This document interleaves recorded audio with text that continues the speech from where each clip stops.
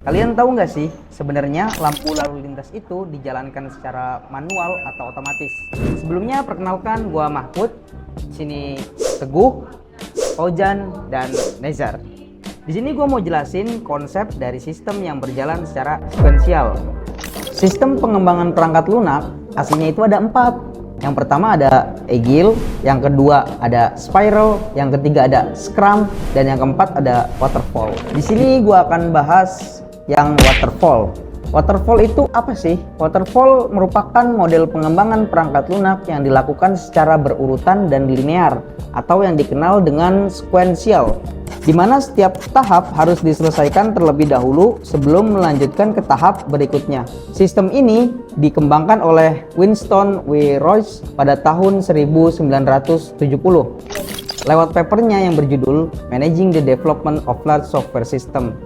Pengembangan perangkat lunak ini yang tidak terstruktur dan sulit dikendalikan, terutama pada proyek besar, itu adalah sebab dari adanya model ini.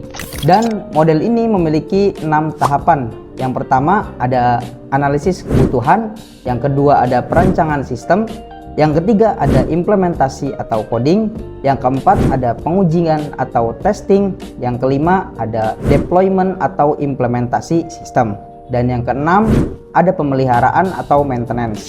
Ini alur modelnya, dimulai dari requirement analysis sampai maintenance. Jika kalian ingin menggunakan model ini, maka setiap peran punya tanggung jawabnya masing-masing. Dan peran ini terdiri dari project manager, ini tanggung jawabnya, sistem analis ini tanggung jawabnya, developer ini tanggung jawabnya, tester Q&A ini tanggung jawabnya, dan yang terakhir user atau klien, dan ini tanggung jawabnya.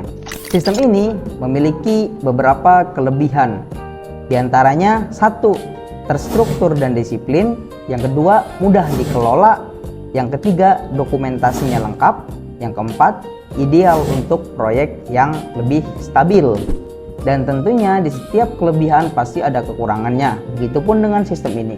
Sistem ini memiliki beberapa kekurangan, diantaranya 1. Kaku, artinya sulit berubah, tidak dinamis, lebih pada statis. Yang kedua, resikonya tinggi. Yang ketiga, waktu tunggunya jadi lebih lama. Dan yang keempat, sistem ini tidak cocok untuk proyek yang lebih kompleks, kurang pas untuk bisnis modern yang trennya berubah cepat atau dinamis. Model ini sangat cocok untuk jenis sistem yang embedded, yaitu sistem yang dirancang khusus untuk tugas tertentu dan skala proyek mulai dari yang kecil hingga menengah. Contoh hasil dari waterfall yaitu lampu lalu lintas yang berjalan dengan otomatis dan terstruktur. Model ini memiliki resiko dan tantangan tersendiri. 1. Waktu yang terbilang lambat karena step by stepnya harus berurutan.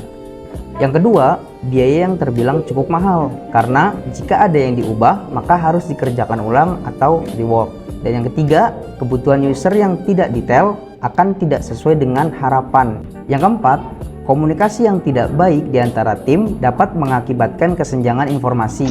Dari segi perbandingan antara waterfall dengan scrum memiliki beberapa perbedaan di setiap aspeknya, baik dari segi fleksibilitas, dokumentasi, keterlibatan user. Dari segi fleksibilitas, waterfall seperti ini dan scrum seperti ini. Dari segi dokumentasi, waterfall seperti ini dan scrum seperti ini. Dari segi keterlibatan user, waterfall seperti ini dan scrum seperti ini. Oke, sekarang kalian jadi tahu kan kenapa lampu lalu lintas itu berjalan dengan otomatis dan terstruktur. Karena di dalamnya itu terdapat sebuah sistem seperti waterfall yang akan berjalan step by stepnya dari awal hingga akhir. Terima kasih buat yang udah nonton sampai habis, dan untuk kalian yang masih bingung boleh banget nih bertanya di kolom komentar, dan jangan lupa untuk like and subscribe. Thank you.